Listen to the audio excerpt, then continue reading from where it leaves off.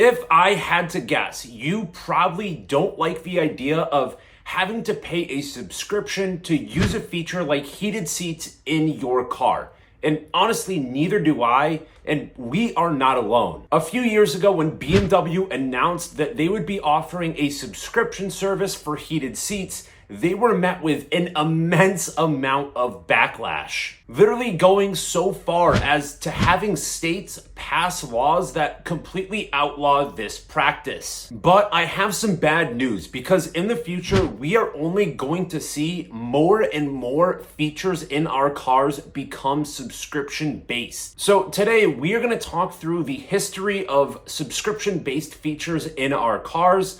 We're going to talk through what features might be candidates for quote-unquote subscriptionization in the future, how we can push back, and just talk about kind of this subscription business model more broadly. So to start us off, let's pick up on that last point and talk about why this subscription-based business model is so appealing. In the year 2024, there seems to be a subscription that you can get for just about anything. From a dozen different streaming services to food delivery to toilet paper to health apps that accompany a piece of software that you already spent a large amount of money on. And for many corporations, kind of that last scenario is the most ideal. Sell you something with a large price tag up front and then charge you a subscription on top of that to access its features. So let's talk about heated seats, because that is kind of going to be the example we continue to come back to here. Initially, in a traditional car sale, the automaker is really only going to see revenue on the initial sale of the car that is equipped with those heated seats. And it is solely dependent on the person ordering the car selecting those as an option. If the car then goes and gets resold later down the line and it's equipped with those heated seats, the automaker never actually sees any real revenue from it.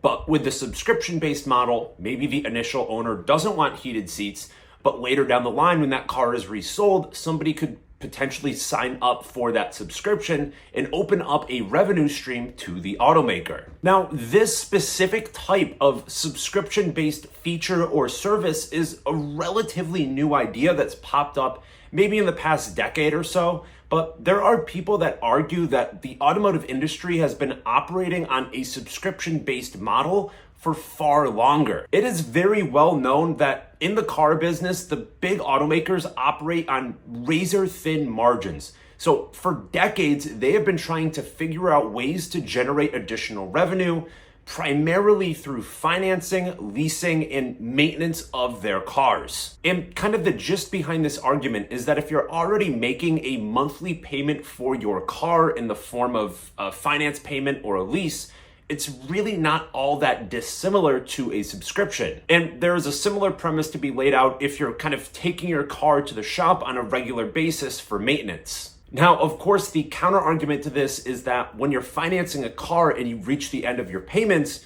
you still have something to show for it, versus with a subscription, you're receiving a service or feature for a limited period of time, and at the end, you really don't have anything to show for it. Now, what was likely the first iteration of a subscription-based service as we understand it today was GM's OnStar that rolled out in the late 1990s. OnStar provided things like safety and navigation services, and after it was rolled out, it was quickly met with some competitors from brands like Ford. Basically, how these systems actually worked is they would allow the car to call an OnStar employee who could route you in navigation or potentially call you if the car detects that you were involved in an accident. And the way that these services were typically sold is upon purchase of the car, there might be a 3, 4, 5 year subscription included, but after that, you would have to make a monthly or a yearly payment to maintain that service. Now, what ended up growing out of those kind of rather primitive services like OnStar from the early 2000s were connected services like BMW's Connected Drive or Audi Connect. This is where we take a little bit of a leap, and now a lot of the features that are integrated into your car are now based around your smartphone. What this allows for is things like remote vehicle access, where you can lock or unlock your doors where you don't necessarily have to be at the car to do so. You can do it on your phone. And it also integrates things like real-time traffic updates into your car's navigation. While not all of these connected services were paywalled or subscription-based, some of them did just come with the car, automakers certainly did recognize this as an opportunity to generate additional revenue. But the car company that really changed how we think about this topic on a much broader scale is Tesla. Now, Tesla is an interesting case here for a few different reasons. It's often kind of said in the business world that Tesla's stock price, the company is valued as a tech stock opposed to a legacy automaker. Well, I do think that kind of same mindset can also shift over to how consumers view Tesla's products. It is hard to understate just how revolutionary of a product the Tesla Model S was when it launched in 2012. And I'm not just talking about the electric powertrain, I'm more so focused on the interface of how you actually interact with the car. It is nearly universally agreed upon that Tesla has the best user interface for how you actually interact with the car in the entire automotive industry. It's a little bit of a cliche, but something you often hear is that interacting with Tesla's infotainment system is basically just like using a big iPad to control your car, which I think kind of feeds into this mindset why people are maybe more receptive to paying for additional features.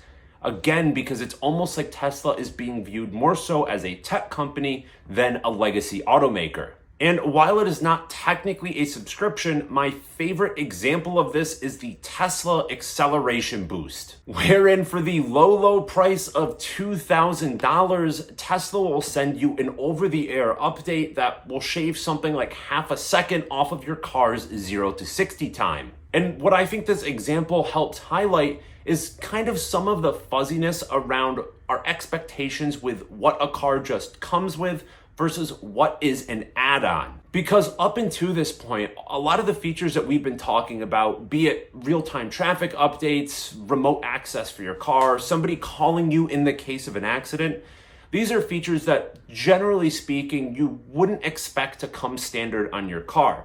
But it is kind of universally agreed upon that your car should be operating at the maximum amount of performance without the need to make a later purchase down the line. And that really is where the friction is here. It is between what we have come to expect to be, standard equipment that is included in the purchase price of the car and what automakers are trying to sell us as additional subscription-based or paywalled features. Now, I could open up an entire lecture here about the tendency of the rate of profit to fall, but I think that might get us a little bit off track. Basically, the incentives on either side of this are pretty clear. Automakers want to make as much money, extract as much money from us as possible, and consumers want to have the maximum amount of features in their car for the lowest possible price. And to circle back to our heated seats example, I think this really exemplifies this.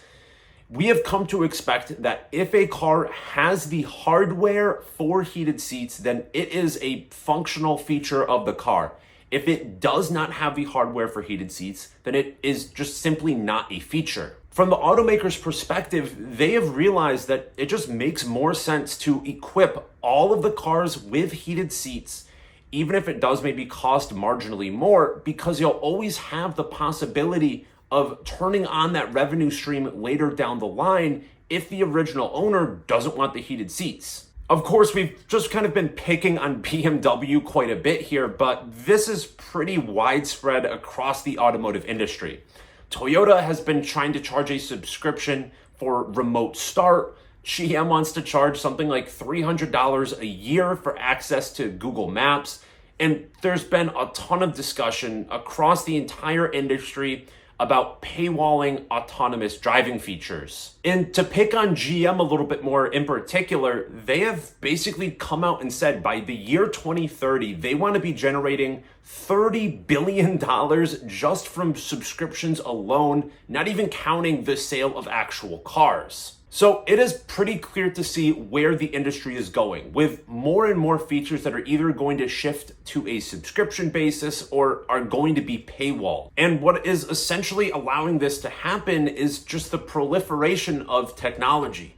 More and more features within your car are starting to be controlled by computers, and your car is becoming more and more complex in the way that it interacts with its environment, be it through cameras, through sensors, and of course, being connected to the internet. All of this allows for some really awesome new features, but it also serves as an opportunity for automakers to extract more money from you. Now, as a way to push back against this, I mentioned in the intro that certain states have either sued automakers or have tried to pass laws to kind of outlaw this practice. And your initial reaction might be, hooray, my state government is finally standing up for me, but that isn't necessarily the case here. The groups that these states are really advocating on behalf of are not consumers. They are big dealerships in trying to protect the dealership's profit. To again circle back to our heated seats example, let's say that in a typical car, the heated seats is part of the comfort package, and this comfort package adds about $4,500